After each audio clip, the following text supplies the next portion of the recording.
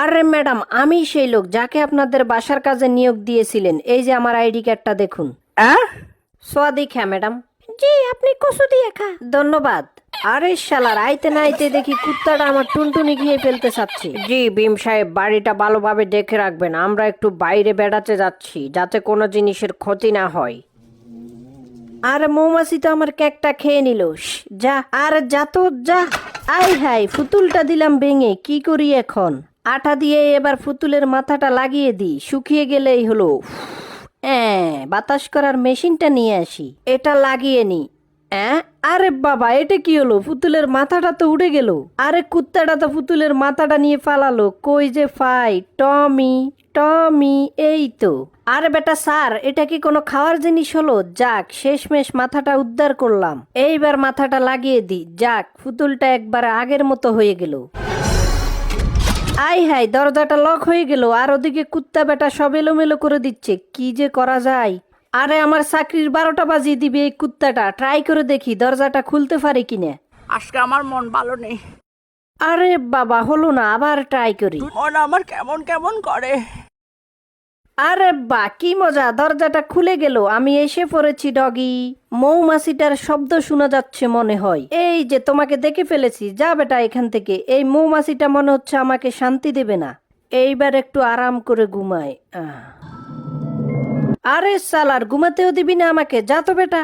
জি ভীম সাহেব, কোনো সমস্যা নাই তো? সবকিছু ঠিকঠাক? জি ম্যাডাম, সবই ঠিক আছে, শুধু কুত্তাটা একটু জ্বালাই। শালার কুত্তার বাচ্চা ডগি, তোকে বাইরে রেখে আসি। এইবার আমি মৌমাছিটাকে খুঁজে বের করি।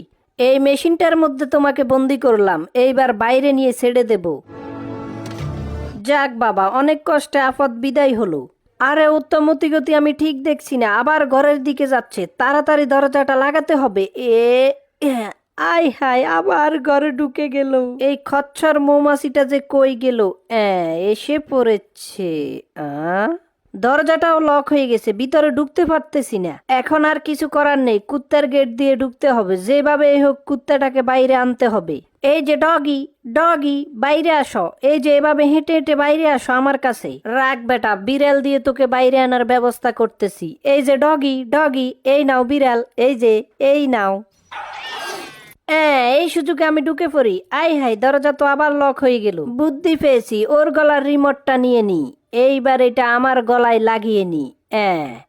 আরে বা, দারুন, দরজা তো খুলে গেল।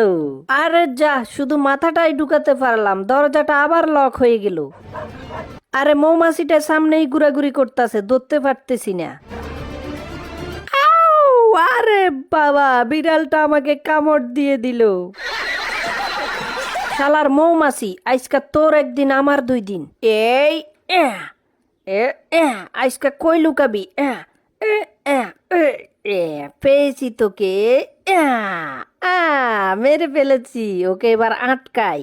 আরে শালার, কখন যে এগুলা ছুটে গেল আমি নিজেও বুঝতে পারলাম না। উপরে উঠে দেখি, আরে যা, পুলিশ এসে পড়লো। তাড়াতাড়ি পরিষ্কার হয়নি। আরে আপনার শরীরের এই অবস্থা কেন? কি করতেছেন বাসায়? স্যার, আমি এই ক্রিমগুলো রাতে লাগিয়ে ঘুমাই, এখনো পরিষ্কার করি নাই তো, তাই এমন দেখাচ্ছে।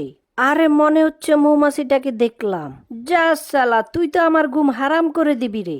দাঁড়া, তোকে এবার বাড়ি দিয়ে মেরে ফেলবো। যা, আবারও মিস হয়ে গেল। এইখানে লুকিয়েছ না? দাঁড়াও, খুঁজে বের করবো।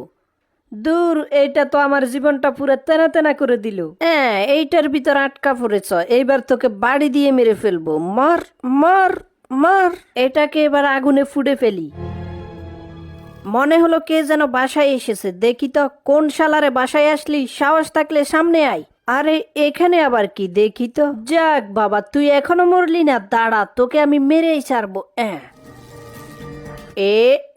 ধরা পড়লো শালার মাছি, তোকে আমি মেরেই ছাড়বো। তোকে না মারতে পারলে আমার নামও ভিন্না। একটা মৌমাছির জন্য শেষ পর্যন্ত কুত্তাটাও মারা গেল। এটাকে এখন গাড়ির মধ্যে লুকিয়ে রাখি। সব কিছুর ভিত্তিতে প্রমাণিত হলো যে মিস্টার বিন সাহেব একটা মৌমাছির দোহাই দিয়ে টোনাটুনির পরিবারের সবকিছু ভেঙে ফেলছে এবং তাদের কুত্তটাকেও মেরে ফেলেছে। তাই তাকে দোষী সাব্যস্ত করে ফাঁসি দেওয়া হলো।